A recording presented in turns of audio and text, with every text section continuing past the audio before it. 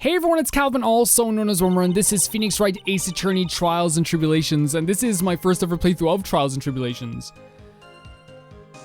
Let's cross-examine Bikini, and honestly, like, she hasn't been too difficult so far because I feel like she doesn't have much to hide, but then again, anything could happen in a Phoenix Wright game, in an Ace Attorney game. When I looked across at the scene, the sword was already in place. Thinking about it now, I didn't actually see her stab Mystic Elise. Think carefully, this is very important. It's Iris we are talking about here. I'm thinking for all I'm worth. No, when I looked over, the sword was already in Mystic Elise's body. It might not be conclusive, but this testimony supports her theory. The victim was stabbed in her room and then dropped into the courtyard. I think this proves it rather well, Miles Edgeworth. Yeah, we're gonna have to watch it with that as well. I've never seen so much blood before. But if the sword was still in place, then wouldn't there be... So you're saying that you saw the victim's blood? That's right. Some of it had splattered onto Iris too. When the defendant was arrested, she was meditating in her room, and her blood-flecked clothing was neatly folded in the corner. What? Her clothes were blood-feckled as well? Feckled? That seems quite conclusive to me. What should I do? Press this point further? Yes. Going back to your previous statement, you said that you saw a little bleeding when the victim was stabbed. But now you say you saw the victim bleeding. Well, I say that what I saw is what I saw. What did you see? Maybe I didn't see the poor woman get stabbed, but I saw the girl put the sword out of her, plain as day. Pulling the sword out? Well, it wasn't exactly pulling, it was more like it came out. So she saw someone pulling the sword out afterwards. Witness, you will add this statement to your testimony. Oh, was that important? More important than you can imagine. So, I saw the instant in which the blade plunged into the hilt was smoothly drawn out. So here's the thing. This is the new statement, so this is what we're gonna have to find something about. Right? So we have the actual sword itself, don't we? The apparent murder weapon has the victim's blood on the suspect's fingerprints on it. I saw the instance in which the blade plunged into the hilt. Which the blade plunged into the hilt was smoothly drawn out. But see, that doesn't make much sense. Now that I read it right with the commas, the blade plunged into the hilt, so it's plunged all the way to the hilt, which is the end of the sword. Why then is it not all covered in blood, only the tip? Sister Bikini, you are a reliable witness. At least, I'd like to think so. But there are too many contradictions here. What do you mean? You make it sound as though I'm a liar. But you're a handsome young man, so I'll forgive you. Story of every single person's life in Ace Attorney with Edgeworth. What contradictions are you talking about? In the scene that the witness claimed to have seen, the weapon was thrust up to its hilt into the victim. Furthermore, the killer withdrew the weapon smoothly from the body. However, both of these are complete impossibilities. What do you mean? Please explain. Get him. Explain yourself. To start with, do you think it would be possible to stab someone to the hilt with this? No, I guess it wouldn't be, but it would shred them apart. Like, it would literally rip apart their body. No matter how I look at the defendant, she doesn't appear strong enough for that. Doesn't appear? What meaningless dribble. I too may appear to be weak and frail, and you do not. You do not, Von Karma. But I can crush men under my heel and make them weep, should I so choose. Yes. Choose. So I think like one of the things that like that happens with past characters, especially someone like Von Karma, is that like I'm so excited to see them, like, and so happy to see her, that it's like I'm kind of like rooting for her in a strange way as well, you know? I wept a little back there, I must admit. that isn't the only issue here. If the sword was truly stabbed into the body up to the hilt, well, just look at all the branches on it. It certainly wouldn't come out smoothly. We also have the problem with the amount of bleeding. Yes, it's true that when the blade is left in a body, it acts as a plug of sorts. However, when the weapon is shaped like this, it's an entirely different story. The wound would be too large for the blade to completely stop the bleeding. That's nothing more than conjecture. In reality, the victim was stabbed with the sword. Even a weapon of this nature may still sometimes slide out smoothly and may still sometimes stop the blood loss.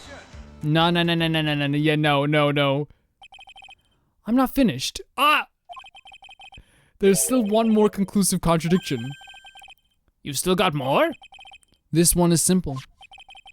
If the sword really was thrust all the way to the hilt, why is there only blood on the tip of it? That's what we took a long time to get around to probably the most obvious point. If this witness is telling the truth, then there should be blood along the entire length of the sword. Very true. Get him! Bravo, Miles Edgeworth. Raising this many contradictions from a single piece of evidence? All the other attorneys know I could maybe manage one, if that. But what does this all mean? You have to prove contradictions regarding the murder weapon, but... Having come this far, there can only be one answer. And that is... the weapon used to kill the victim was not this green-looking sword. What? A foolish idea born from the foolish mind of a foolhardy foolish fool. Yes, she said it. Let's examine this again. What was it that made us think this sword was the murder weapon? Well... it's because Mr. Gamey was holding it. Exactly. However, if you reflect on this, that is the only basis we have to assume such a thing. The impression left by the scene was just too strong. That is what influenced us. It influenced us to believe that the she-blade was the murder weapon. He's doing a good case here. He's doing a really good case. Get him. So maybe the she-blade was the murder weapon. Even if that is the case, it changes nothing, Miles Edgeworth. The sister here saw everything. She saw the defendant stab the victim with a sword-like object. That's true. Your response, Mr. Edgeworth? If that is so, I would like the prosecution to answer this obvious question it raises. The obvious question? Yes, namely, where did the real murder weapon disappear to? Where indeed? It goes without saying that the police searched the main hall and the surrounding area. Perhaps the prosecution can enlighten us as to if a sword-like object was found. That's... Answer the question, Miss Von Karma. No evidence of that kind was found. Still standing on the crate. Another mystery to throw onto the pile. A trial without a murder weapon is a tricky beast. It's so cool seeing these two go back and forth, and I think that really is the situation. I think if it was Phoenix, and no offense to Phoenix, he's a great defense lawyer, I really think Von Karma would be walking all over him right now. But Edgeworth's well able for her. You know, he's really able for Von Karma, at least at this stage. Excuse me, could I say something? I just remembered something, actually. What is it, sister? I was just thinking, it's possible that just maybe what actually happened was... it was just over there. What exactly are you going on about here? The murder weapon, I mean. Maybe... I think I might know where the sword was disposed of. What? The triple whip. Well then. I think we need to hear the testimony from you one more time, sister. I'm just gonna reach out my hand. Shake the hand. Like a celebrity. Impossible. What else? What else could this old woman have seen? I don't think she's unreliable. So far, I can't really see any lies in her character. I don't really see it. And maybe, like, it might, like, come to pass that she is, like, lying at some stage. And if that comes to pass, then, like, we will deal with it then. But right now, I just can't see, you know, much lies in what she's saying. No, not that she, no, I think she's inconsistent, but I don't think she's trying to lie so far. I saw the murder weapon around 11 p.m. and after asking that it be reported, I went out to the main gate. And there I saw tracks that indicated the snowmobile had been used. A snowmobile. It takes 15 minutes to walk to Dusky Bridge, but less than 5 using one of those. Maybe they threw the weapon into the Eagle River and came back when I was knocked out. But wouldn't there be tracks heading back then? Like, if you went up on a snowmobile, wouldn't there be tracks heading back as well? I don't know. There could be. Maybe, I don't know if that's like a thing we're gonna be looking at here. Iris could have done that. She can drive a snowmobile after all. Okay, now she's just trying to put her away. Don't talk for the next while. Witness, please tell us everything you know right away next time. Well, I'm not in the best shape. Well, my back and my age, you know. How old is she? You're barely, like, you're not even old. You're not even old. Age, that's a good old age. 25. I forgot she's 19 years old. This crazy 19-year-old. This crazy talented 19-year-old will rip people apart.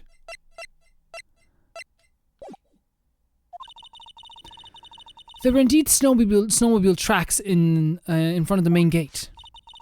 Here is a photograph. But yeah, maybe I'm wrong in saying, like, maybe it's not even a point, but like, wouldn't there be tracks going back then? There seems to be like only like one-way tracks. Why would she go there and not come back? A snowmobile, eh? I see. Well, it certainly is an interesting theory. The tracks begin in front of Hazakura Temple and run all the way to Dusky Bridge. Tracks photo added to the court record. Okay, that's good. We have them. That solves your pesky little problem, yes? The Eagles River's current is quite swift, meaning that it doesn't freeze over in winter, making it the perfect place to dispose of the murder weapon. Did she really go to the river to dispose of the murder weapon? That could be a problem if it is the case. Mr. Edgewood, your cross-examination, please. This is a little bit harder. The only thing I can think of is what I said, but we'll see. I saw the murder at 11 p.m. Okay. And after asking that it be reported, I went to the main gate. And there I saw tracks that indicated the snowmobile had been used.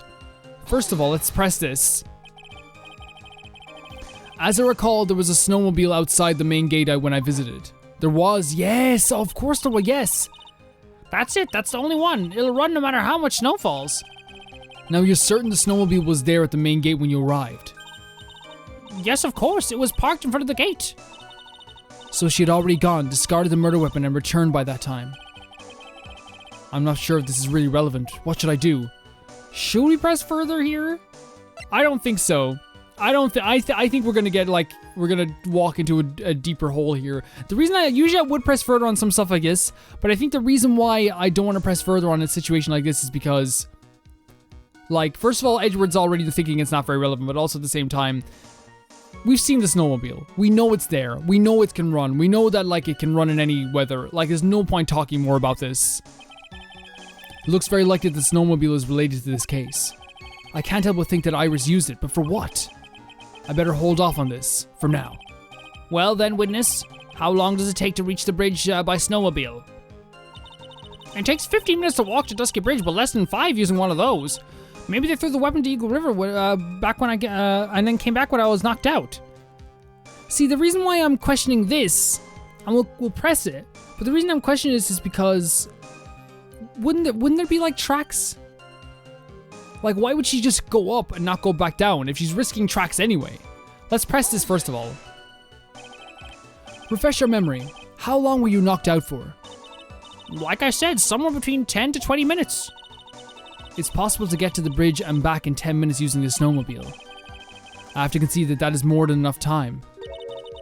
Is that all you wish to concede, Miles Edgeworth? I'm just gonna leave him on this for a second, guys. Stare Von Karma out of it. You need it. You need it. Had enough? Good. Iris could have done that. She can drive a snowmobile after all. The reason why I want to press this, I want to present the tracks on this. is because of this, right? And maybe I'm totally wrong, but there's footprints in the snow, right? There's footprints in the snow heading towards to where they, like, back to where it was, right? But there's also, like, tracks going up. Why would she walk up? You know what I mean? Wait a second, those footprints are heading towards the gate.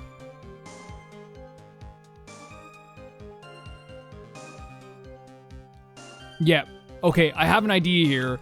So either it is that there's no second tracks of the snowmobile, or the footprints are heading towards the main gate. Why would she walk up? Why would someone walk up and also drive up there as well? Let's try it at the very least. I admit this photograph proves something. It proves that the snowmobile was used on the night of the murder. You finally accepted the inevitable, it seems, Miles Edgeworth. However, if what the witness says is true, then why is there only one set of tracks? What do you mean? Iris left Hazakura Temple, threw the weapon into the river, and then returned. If this was the case, then naturally there would only be 2 sets of tracks in the snow. Guys, I cannot believe we're doing so well as Edward. Maybe it's just the confidence that he brings into us. I feel like we've been on the same page for like the first time since the beginning of this game. Awesome. Okay, great. I thought we were going to be completely wrong, but it was going to like waltz into something else. Those from heading out to the bridge and those from coming back. Ah, you're right. You are forgetting one thing, Miles Edgeworth. Oh no. On the night of the murder, it was snowing. The tracks leading to the bridge were erased by the snowfall. But the what? This removes your precious contradiction now, doesn't it? I see. While she was at the river, the snow stopped, leaving just the return tracks in the snow. That is like real. You're gonna have to do a lot to prove that. You're gonna have to do a lot, Von Karma, to prove that. What you have to say now, Miles Edgeworth? Is there a flaw in her theory? This idea that the snowfall covered one set of tracks. I'm gonna say there's a contradiction and go with it. I'm gonna wing it. The tracks to the river were covered by snow. What a nice theory. However, Miss Von Karma, that is impossible. Would you care to explain why there is a rude index finger currently pointing in my general direction? You guys should touch finger to palm, and it'd be like a powerful connection. Shake that head. No need. The evidence will do all of the talking for me. How weird is it that we're having like across the courtroom, basically like, you know, the Von Karma battle in a way, you know what I mean? 2 people who actually did learn from Von Karma in a lot of ways. On the night of the murder, the killer went to and returned from Dusky Bridge in order to dispose of the murder weapon. The outgoing tracks were erased by the snow, or so claims Miss Von Karma. 3? We're not even like at the second investigation and you're giving me 3? 3? Mr. Edger, present your evidence to the contrary, eh? Evidence that outgoing tracks were not covered by snow. This hanging scroll, you know, hanging scroll, no. We have a weather report. So here we go, snow, 7 to 10:50 p.m. Lightning from 10 to 11 p.m. So the snow lasted to, from 7 to 10:50 p.m. Here, if the murder happened at 11, then it wasn't snowing at the time. Okay, that's fine. I have something here, Your Honor. Can I give you this there, sir? Is that good? Yeah, you slam that table, Edgeworth. You slam it. Witness, please tell us again what time it was when you witnessed the crime. Like I said, it was around 11, yes. Of course. This means that the weapon was thrown away after that time, correct? On that note, please take a look at this data. It is the weather report for Eagle Mountain on the night of the murder. The weather report? Snow started to fall at 7 p.m., but it stopped around 10:50. Therefore, when the sister witnessed the crime at 11, the snow had already stopped falling. Does anyone know where Pearl is, by the way? She keeps popping into my head. I'm guessing we're guessing she's with Maya. Okay. It is impossible for any tracks to be made after that time to have been covered up. Exactly. I think it's the first time in the history of Ace Attorney that we've gotten like 4 right in a row and we agreed and like we're on the exact same page as our defense attorney. Order, order. Very well then. It looks like Miss Von Karma's claim has been stowed in. Yeah, you deserve that. Get him. It's too soon to be closing this trial due to snow. Miles Edgeworth, how pathetic of you to rely on the weather of all things. Answer me this, then. You were relying on the weather before me. You brought it up. That's like someone bringing a basketball to a soccer game and then me kicking around the freaking basketball and someone going, how dare you kick around the basketball? You brought it here. You're the one who brought it instead of a soccer ball, you know? That's a bad analogy, but you get what I'm saying. When is a weather report ever correct? She's just complaining right now. Oh, no, you've got it all wrong. This isn't a forecast. This is actual data. Forecast data. All weather reports have some inaccuracies. It may still have been snowing in the vicinity well past 11 p.m. It's true. We cannot be totally sure, eh? What? How did she pull that off? I'm just saying, Angry Edgeworth looks even more handsome than Calm Edgeworth. Look at this boy. It stopped snowing at the Hazakura temple when the murder took place. You need to provide conclusive evidence of this. I've come this far. There's no turning back now. Very well. I too cannot allow any doubt to remain concerning this testimony. You can't back down now, can you? Such a perfectionist, Miles. You know what this kind of is? It's like the two of them are like having like a conversation. It's almost like there's no one else in the room. You know what I mean? Like, and that's what's so good about the writing in these games sometimes. They know their characters. These two together, they're not paying any mind to anyone else. In fact, every time they do, it's to get them out of the way. You know what I mean? Move out of the way. You know what I mean? It's like so cool the way they're doing this. Very well then, Mr. Edgeworth. 3 again? Where is your evidence that it had already stopped snowing when the victim was killed? Where is our evidence indeed? So, okay, so we have... The weather data isn't going to fly here. Hazakura Temple map. Taken by our only people. So this is the photo of Elise. Crime photo.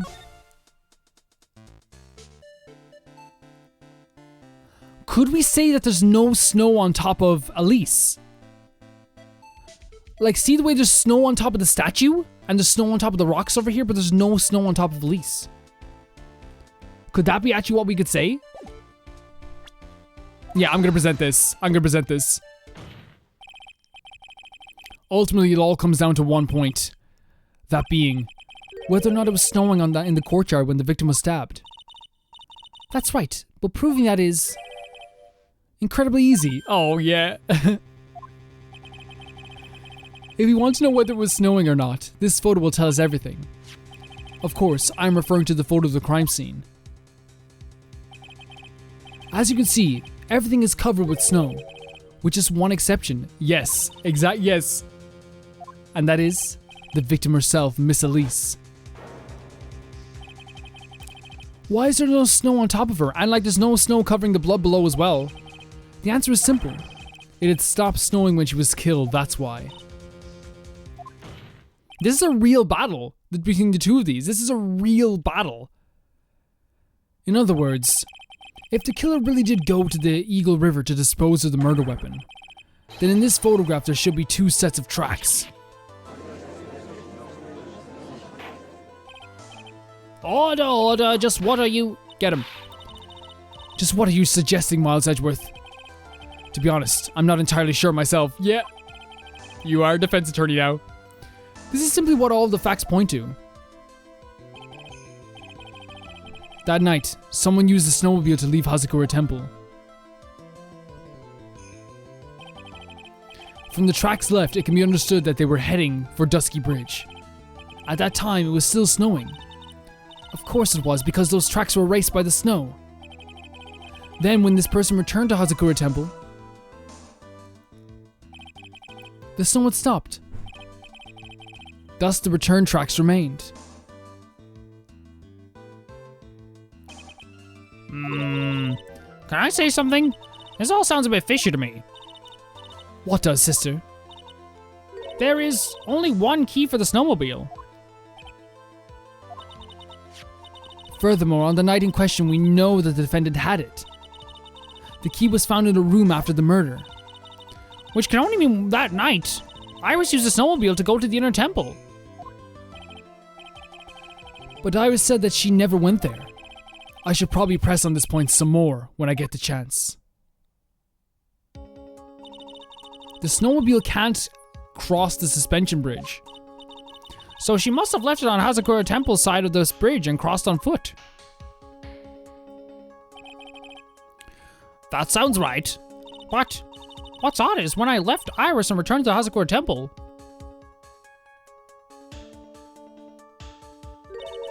I didn't see anything near Dusky Bridge. You must have just failed to see it, sister. Maybe, but when I made it back to Hazakura Temple, it was there, by the main gate. The snowmobile, I mean. I know what I saw. It was covered in snow, too. But that is impossible.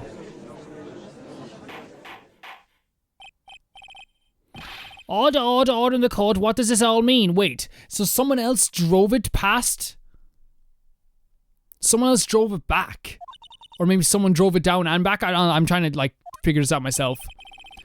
So then what was the snowmobile used for? It wasn't taken by the defendant when she went to the inner temple.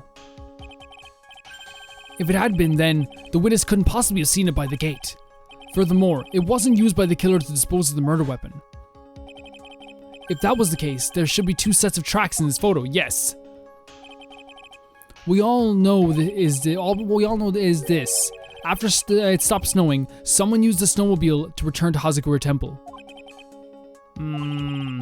I never thought a simple snowmobile caused so much trouble. I have an idea of who it might have been. Who's the only person we know went down there towards Dusky Bridge? I think we learned all we can from this witness.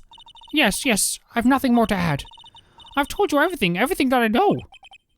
But then, that still leaves us with the same problem. If only there was someone, a witness who could testify to have seen the snowmobile. A witness, huh? Was there no one out walking perhaps near Dusky Bridge on that night? Butz. So I was thinking Butz maybe drove it back and forth, but maybe Butz was the one who saw it then. It was cold enough to freeze your ears off. Only an idiot would go out wandering in that. Unless he had something really important to do, in his eyes he did. That's a shame. Hold on. Something is coming to me. An idiot may well have gone wandering out on the subarctic night. Your Honor, actually there just might be one individual who may be able to help us. It's Butz. It's Butz. Really? You know of someone who might have seen the snowmobile on the night of the murder? I don't know for sure if he saw it or not. But there are two things about him that do come to mind, which are, first, that he saw something incredible on the night of the murder. And the second being, this individual that I'm thinking of went wandering outside on that cold night. In other words, he's kind of an idiot. I love that he has like no respect for this boy at this time. At all. No respect for Larry. It could be nobody else.